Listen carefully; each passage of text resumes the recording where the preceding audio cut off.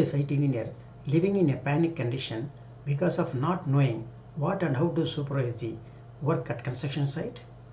Then please listen to these site techniques tips which are to be followed by the engineers at construction site.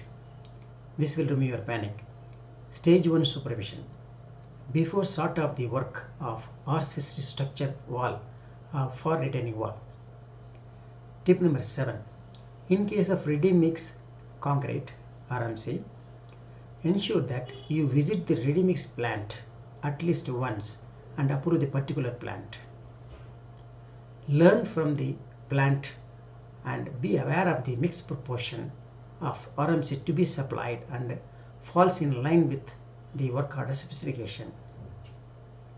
Learn and be aware of the system of supplying of RMC, such as the time of supply, travel time, admixtures used, minimum load supply, concrete testing method, certificates for loads, etc.